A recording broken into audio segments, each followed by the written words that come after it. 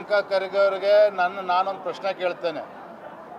ನಿನ್ನೆ ದಿನ ಕಾಂಗ್ರೆಸ್ ಪಕ್ಷದ ಕೆಲವು ಮುಖಂಡರುಗಳು ಚಲವಾದಿ ನಾರಾಯಣಸ್ವಾಮಿ ವಿರುದ್ಧ ರಾಜ್ಯಪಾಲರು ದೂರು ಕೊಡೋದಕ್ಕೆ ಹೋಗಿದ್ರು.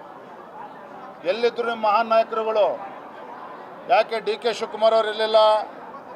ಯಾಕೆ ಮುಖ್ಯಮಂತ್ರಿಗಳು ಬರಲಿಲ್ಲ? ಯಾಕೆ ನಿಮ್ಮ ಸರ್ಕಾರದ ಇತರ ಹಿರಿಯ ಸಚಿವರು ನಿಮ್ಮ ಪಕ್ಷದ ರಾಷ್ಟ್ರೀಯ ಅಧ್ಯಕ್ಷರ ಪರವಾಗಿ ರಾಜ್ಯಪಾಲರಿಗೆ ಅಥವಾ ಚಲವಾದಿ ನಾರಾಯಣಸ್ವಾಮಿ ವಿರುದ್ಧವಾಗಿ ಕಂಪ್ಲೇಂಟನ್ನು ದೂರನ್ನು ಕೊಡ್ತಕ್ಕಂಥ ಸಂದರ್ಭದಲ್ಲಿ ಕಾಂಗ್ರೆಸ್ ಪಕ್ಷದ ಯಾವುದೇ ಹಿರಿಯ ನಾಯಕರು ರಾಜಭವನದಲ್ಲಿ ಕಾಣಲಿಲ್ಲ? ಅದಕ್ಕೆ ಮಾನ್ಯ ಪ್ರಿಯಾಂಕಾ ಖರ್ಗೆ ಅವರು ಉತ್ತರನ ಕೊಡಬೇಕು. ಮತ್ತು ಎರಡನೇದಾಗಿ ಚಲವಾದಿ ನಾರಾಯಣಸ್ವಾಮಿ ಅವರು ನಮ್ಮ ಪಕ್ಷದ ಮುಖಂಡರೇನಿದ್ದಾರೆ ಈಗಾಗಲೇ ಹೇಳಿಕೆಯನ್ನು ನೀಡಿದ್ದಾರೆ.